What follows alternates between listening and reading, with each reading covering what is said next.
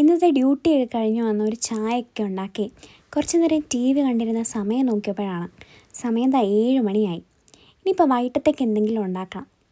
ഇന്ന് എന്തുണ്ടാക്കുമെന്ന് ആലോചിച്ചിരുന്നപ്പോഴാണ് വെറൈറ്റി ആയിട്ട് മീറ്റ് ചപ്പാത്തി ഉണ്ടാക്കിയാലോ എന്ന് വിചാരിച്ചത്.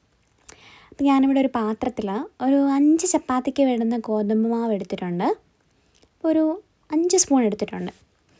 ഇനി അതിലേക്ക് കുറച്ച് ഇഞ്ചിയും വെളുത്തുള്ളിയും ഗ്രേറ്റ് ചെയ്തിടുന്നുണ്ട്.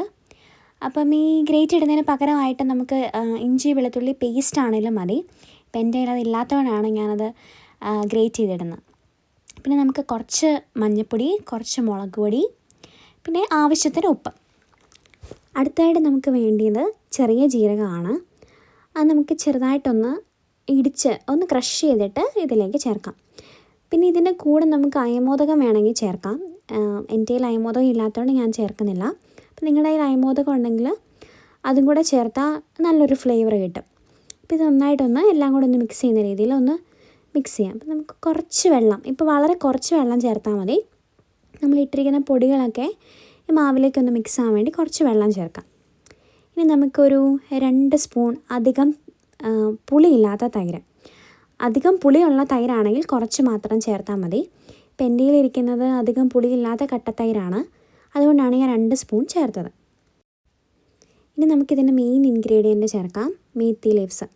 ഇത് ഞാൻ ചെറുതായിട്ട് നുള്ളിയെടുത്ത് അരിഞ്ഞ് ഫ്രിഡ്ജിൽ വെച്ചതാണ്. അപ്പോൾ അതുകൊണ്ടാണ് ഇങ്ങനെ കുറച്ച് വെള്ളം പിടിച്ച് ഇരിക്കുന്നത്. അത് ഞാൻ ഫ്രീസറിൽ വെച്ചിട്ട് ഇപ്പോൾ അത് മെൽറ്റ് ചെയ്ത് എടുത്തിട്ടാണ്. അതിൻ്റെ അതും കൂടെ ചേർത്ത് നമുക്ക് നന്നായിട്ട് മിക്സ് ചെയ്യാം. അപ്പോൾ ഈ മിക്സ് ചെയ്യുന്ന സമയത്ത് നമുക്ക് വേണമെങ്കിൽ കുറച്ച് നെയ്യ് ആഡ് ചെയ്യാം. അപ്പോൾ ഞാനിവിടെ മിക്സ് ചെയ്യുന്ന സമയത്ത് നെയ്യ് ചേർക്കുന്നില്ല. ഞാൻ എപ്പോഴും ഉണ്ടാക്കുന്ന സമയത്താണ് നെയ്യ് പുരട്ടി ഉണ്ടാക്കാറാണ് ചെയ്യുന്നത്. അപ്പോൾ നിങ്ങളുടെ ഇഷ്ടം അനുസരിച്ച് കുഴയ്ക്കുന്ന സമയത്ത് നെയ്യ് ചേർക്കാൻ വേണമെങ്കിൽ. ഇനിയിപ്പോൾ നെയ്യ് ചേർത്തില്ലെങ്കിലും കുഴപ്പമൊന്നുമില്ല. നമ്മൾ തൈര് ചേർക്കുന്നുണ്ടെങ്കിൽ നല്ല മയമുള്ള ചപ്പാത്തി തന്നെയാണ് നമുക്ക് കിട്ടുന്നത്. അപ്പോൾ എല്ലാം കൂടെ കുഴച്ചിതാ ഇതുപോലെ എടുത്തിട്ടുണ്ട്. ഇനി ഇതൊരു അരമണിക്കൂർ നമുക്ക് റെസ്റ്റ് ചെയ്യാൻ വയ്ക്കാം. റെസ്റ്റ് ചെയ്തതിന് ശേഷം നമുക്കിതുപോലെ ബോൾസ് ആയിട്ട് എടുത്തിട്ട് ചപ്പാത്തി പരുവത്തിൽ പരത്തിയെടുക്കാം. അപ്പം ഷേപ്പിലൊന്നും വലിയ കാര്യമില്ല. ഞാൻ വളരെ കഷ്ടപ്പെട്ട് റൗണ്ട് ഷേപ്പിൽ തന്നെ എടുത്തിട്ടുണ്ട്. നമുക്ക് ബൈ പ്രാക്ടീസ് അതൊക്കെ റെഡിയായി വന്നോളും. അപ്പോൾ നമുക്ക് പാൻ നന്നായിട്ട് ചൂടായി കഴിയുമ്പം നമുക്ക് ഓരോരോ ചപ്പാത്തി ആയിട്ടിട്ട് ഉണ്ടാക്കിയെടുക്കാം. അപ്പോൾ ഒരു സൈഡ് ഒന്ന് ചെറുതായിട്ടൊന്ന് ആയി വന്നതിന് ശേഷം നമുക്ക് കുറച്ച് നെയ്യ് പുരട്ടി കൊടുക്കാം. എന്നിട്ട് അത് മറിച്ചിട്ടിട്ട് അപ്പുറത്തെ സൈഡിലും നെയ്യ് പുരട്ടിയെടുക്കാം. അപ്പോൾ അത് നന്നായിട്ടൊന്ന് മൂത്തൊക്കെ വരുമ്പോൾ നല്ല മണം വരും കേട്ടോ. നമ്മൾ ചേർത്തിരിക്കുന്ന ക്യുമിൻ സീഡ്സിൻ്റെയൊക്കെ നല്ലൊരു മണം വരും. ആ 2 സൈഡ് ഇതുപോലെ വന്നതിന് ശേഷം നമുക്കിതൊരു ചൂട് പോകാത്ത ഒരു പാത്രത്തിലേക്ക് മാറ്റാം.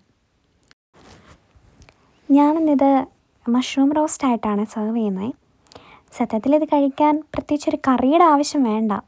നമുക്കിത് തൈര് കൂട്ടിയോ അല്ല ഒരു അച്ചാറൊക്കെ കൂട്ടി കഴിക്കാവുന്നതേ ഉള്ളൂ. അതാ നോക്കിയാൽ അത് എത്ര സോഫ്റ്റ് ആണെന്ന്. എന്നാൽ പിന്നെ ഞങ്ങളിത് കഴിക്കട്ടെ.